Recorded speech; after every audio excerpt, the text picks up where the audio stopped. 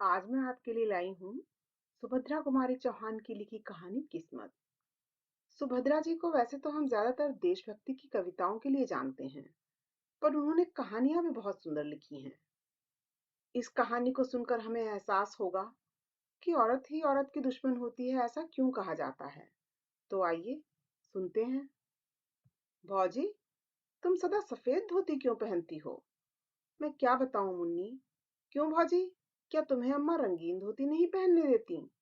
नहीं मुन्नी, मेरी किस्मत ही नहीं पहनने देती। अम्मा भी क्या करें। किस्मत कौन है भौजी? वह भी क्या अम्मा की तरह तुमसे लड़ा करती है और गालियां देती है? 7 साल की मुन्नी ने किशोरी के गले में बाहें डालकर पीठ पर झूलते हुए पूछा, किस्मत कहाँ है? भौजी मुझे भी बता दो। सिल पर का पिसा हुआ मसाला कटोरी में उठाते हुए किशोरी ने एक सांस ली। बोली, किस्मत कहाँ है मुन्नी, क्या बताऊं? आंचल से आंसू पोंछकर किशोरी ने तरकारी बघार दी। खाना तैयार होने में अभी आधा घंटे की देर थी। इसी समय मुन्नी की माँ गरजती हुई चौके में आई। बोली, 10 साढ़े 10 बज रहे हैं, अभी तक खाना नहीं बना। बच्चे क्या भूखे ही स्कूल जाएंगे? बाप रे बाप, मैं तो स्कूलच्छनी से हैरान हो गई। घर में ऐसा कौन सा भारी काम है जो समय पर खाना भी नहीं तैयार होता? दुनिया में सभी औरतें काम करती हैं, या तू ही अनोखी काम करने वाली है? एक सांस में मुन्नी की माँ इतनी बातें कह गईं और पटा बिछाकर चौके में बैठ गईं। किशोरी ने डरते डरते कहा, अम्मा जी, अभी तो 9 ही बजे हैं। आधा घंटे में सब तैयार हो जाता है। तुम क्यों तकलीफ करती हो? चिमटा खींचकर किशोरी को मारती हुई सास बोली, तू सच्ची और मैं झूठी। 10 बार रानी से कह दिया कि जुबान न लड़ाया कर, पर मुंह चलाए ही चली जाती है। तू भूली किस घमंड में है? तेरे सरीखी 50 को तो मैं उंगलियों पर नचा दूं। चल हट, निकल चौके से। आंख पोंछती हुई किशोरी चौके से बाहर हो गई। जरा सी मुन्नी अपनी माँ का यह कठोर व्यवहार विस्मय भरी आंखों से देखती रह गई। किशोरी के जाते ही वह भी चुपचाप उसके पीछे चली, किंतु तुरंत ही माता की डांट से वह लौट पड़ी। इस घर में प्रायः प्रतिदिन ही इस प्रकार होता रहता था। बच्चे खाना खाकर समय से आधा घंटा पहले ही स्कूल पहुंच गए। खाना बनाकर जब मुन्नी की माँ हाथ धो रही थीं, तब उनके पति रामकिशोर में वकीलों से किसी प्रकार की छुट्टी पाकर घर आए। सुनसान घर देखकर बोले, बच्चे कहाँ गए सब? नथुने फुलाती हुई मुन्नी की माँ ने कहा, स्कूल गए, और कहाँ जाते? कितना समय हो गया, कुछ खबर भी है? घड़ी निकाल कर देखते हुए रामकिशोर बोले, अभी 9:30 ही तो बजे हैं। मुझे कचहरी भी तो जाना है ना। मुन्नी की माँ तड़प कर बोली, जरूर तुमने सुन लिया होगा। दुलारी बहू ने 9 कहा था और तुम 9:30 पर पहुंच गए, तो इतना ही क्या कम किया? तुम उसकी बात कभी झूठी होने दोगे? मैं तो कहती हूँ कि इस घर में नौकर चाकर तक का मान मुलाहिजा है, पर मेरा नहीं। सब सच्चे और मैं झूठी। कह के मुन्नी की माँ जोर जोर से रोने लगी। मैं तो यह नहीं कहता कि तुम झूठी हो, घड़ी ही गलत हो गई होगी, फिर इसमें रोने की तो कोई बात नहीं है। कहते कहते रामकिशोर जी स्नान करने चले गए। वे अपनी स्त्री के स्वभाव को अच्छी तरह जानते थे। किशोरी के साथ वह कितना दुर्व्यवहार करती है, यह भी उनसे छिपा न था। जरा जरा सी बात पर किशोरी को मार देना और गाली दे देना तो बहुत मामूली बात थी। यही कारण था कि बहू के प्रति उनका व्यवहार बड़ा ही आदर और प्रेमपूर्ण होता। किशोरी उनके पहले विवाह की पत्नी के एकमात्र बेटे की बहू थी। विवाह के कुछ ही दिन बाद निर्दयी विधाता ने बेचारी किशोरी का सौभाग्य सिंदूर पोंछ दिया। उसके मायके में भी कोई न था। वह अभागिनी विधवा सर्वथा दया ही की पात्र थी। किंतु ज्यो ज्यो मुन्नी की माँ देखती कि रामकिशोर का व्यवहार बहू के प्रति बहुत ही स्नेहपूर्ण होता है, त्यों त्यों किशोरी के साथ उनका द्वेष भाव बढ़ता ही जाता। रामकिशोर अपनी इस पत्नी से दबते थे। इन सब बातों को जानते हुए भी वह किशोरी पर किए जाने वाले अत्याचारों को रोक न सकते थे। 100 की सीधी बात तो यह थी कि वह पत्नी के खिलाफ कुछ कह के अपनी खोपड़ी के बाल न नुचवाना चाहते थे, इसलिए बहुधा वे चुप ही रह जाया करते थे।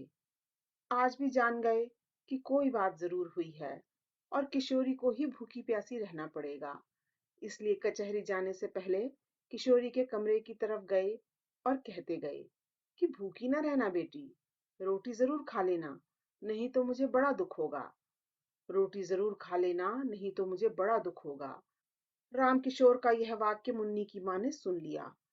उनके सिर से पैर तक आग लग गई। इस चुड़ैल पर इतना प्रेम! कचहरी जाते जाते उसका लाड़ कर गए, खाना खाने के लिए खुशामद कर गए। मुझसे बात करने की भी फुर्सत न थी। खाएगी खाना, देखती हूँ क्या खाती है, अपने बाप का हाड़। मुन्नी की माँ ने खाना खा चुकने के बाद सब का सब खाना उठाकर कहारिन को दे दिया और चौका उठाकर बाहर चली गई। किशोरी जब चौके में गई तो सब बर्तन खाली पड़े थे। भात के बटुए में 2-3 कण चावल के लिपटे थे। किशोरी ने उन्हीं को निकालकर मुंह में डाल लिया और पानी पीकर अपनी कोठरी में चली आई। आज रामकिशोर जी कचहरी में कुछ काम न होने के कारण जल्दी ही लौट आए। मुन्नी की माँ बाहर गई थीं। घर में पत्नी को कहीं न पाकर वे बहू की कोठरी की तरफ गए। बहू की दयनीय दशा को देखकर उनकी आंखें भर आईं। आज चंदन जीता होता तब भी क्या इसकी यही दशा रहती। अपनी भीरुता पर उन्होंने अपने आप को न जाने कितना धिक्कारा। उसकी धोती कई जगह से फटकर सी जा चुकी थी। उस धोती से लज्जा निवारण भी कठिनाई से ही हो सकती थी। बिछौनों के नाम से खाट पर कुछ चीथड़े पड़े थे। जमीन पर हाथ का तकिया लगाए वह पड़ी थी। उसको झपकी सी लग गई थी। पैरों की आहट पाते ही वह तुरंत उठ बैठी। रामकिशोर जी को सामने देखते ही संकोच से जरा घूंघट सरकाने के लिए उसने ज्यों ही धोती खींची, धोती फट गई। हाथ का पकड़ा हुआ हिस्सा हाथ के साथ नीचे चला आया। रामकिशोर ने उसका कमल सा मुरझाया हुआ चेहरा और डबडबाई हुई आंखें देखी। उनका हृदय स्नेह से कातर हो उठा। वे ममत्व भरे स्वर में बोले, तुमने खाना खा लिया है बेटी? किशोरी के मुंह से निकल गया, नहीं। फिर वह संभल कर बोली, खा तो लिया है बाबू। रामकिशोर, मुझे तो ऐसा मालूम होता है तुमने नहीं खाया है। किशोरी कुछ न बोली। उसका मुंह दूसरी ओर था। आंसू टपक रहे थे और वह नाखून से धरती खुरच रही थी। रामकिशोर फिर बोले, तुमने नहीं खाया ना? मुझे दुख है कि तुमने भी अपने बूढ़े ससुर की एक जरा सी बात न मानी। किशोरी को बड़ी ग्लानि हो रही थी कि वह क्या उत्तर दे। कुछ देर में बोली, बाबू, मैंने आपकी आज्ञा का पालन किया है। जो कुछ चौके में था खा लिया है, झूठ नहीं कहती। रामकिशोर को विश्वास न हुआ। कहारिन को बुलाकर पूछा तो कहारिन ने कहा, मेरे सामने तो बहू ने कुछ नहीं खाया। माँ जी ने चौका पहले ही से खाली कर दिया, खाती भी तो क्या। पत्नी की नीचता पर कुपित और बहू के सौजन्य पर रामकिशोर जी पानी पानी हो गए। आज उनके जेब में 50 रुपए थे। उसमें से 10 रुपए निकाल कर वे बहू को देते हुए बोले, यह रुपए रखो बेटी, यदि तुम्हें जरूरत पड़े तो खर्च करना। इसी समय आंधी की तरह मुन्नी की माँ ने कोठरी में प्रवेश किया। बीच से ही रुपयों को झपट कर छीन लिया। वह किशोरी के हाथ तक पहुंच भी न पाए थे। गुस्से से तड़प कर बोली, बाप रे बाप, अंधेर हो गया। कलयुग जो न करावे सो थोड़ा ही है। अपने सिर पर की चांदी की तो लाज रखते। बेटी बहू के सूने घर में घुसते तुम्हें लाज भी ना आई। तुम्हारे ही सर चढ़ाने से तो यह इतनी सर चढ़ी है। पर मैं न जानती थी कि बात इतनी बढ़ चुकी है। इस बुढ़ापे में भी गड्ढे में ही जाके गिरे। राम राम, इसी पाप के बोझ से तो धरती दबी जाती है। वे तीर की तरह कोठरी से निकल गईं। उनके पीछे रामकिशोर भी चुपचाप चले गए। वे बहुत वृद्ध तो न थे, परंतु जीवन में नित्य होने वाली इन घटनाओं और जवान बेटे की मृत्यु से वे अपनी उम्र के लिहाज से बहुत बूढ़े हो चुके थे। ग्लानि और क्षोभ से वे बाहर की बैठक में जाकर लेट गए। उन्हें रह रहकर चंदन की याद आ रही थी। तकिए में मुंह छिपाकर वह रो उठे। पीछे से आकर मुन्नी ने पिता के गले में बाहें डाल दी। पूछा, क्यों रोते हो बाबू? रामकिशोर ने विरक्ति के भाव से कहा, अपनी किस्मत के लिए बेटी। सवेरे मुन्नी ने फौजी के मुंह से भी किस्मत का नाम सुना था और उसके बाद उसे रोते हुए देखा था। इस समय अब उसने पिता को भी किस्मत के नाम से रोते देखा तो उसने विस्मित होकर पूछा, किस्मत कहाँ रहती है बाबू? क्या वह अम्मा की कोई लगती है? मुन्नी के इस भोले प्रश्न से दुख के समय भी रामकिशोर जी को हंसी आ गई और वे बोले, हाँ, वह तुम्हारी अम्मा की बहन है। मुन्नी ने विश्वास का भाव प्रकट करते हुए कहा, तभी वह तुम्हें भी और भौजी को भी रुलाया करती है। आपको ये कहानी कैसी लगी? कमेंट करके बताएं। वीडियो को शेयर करें, लाइक करें।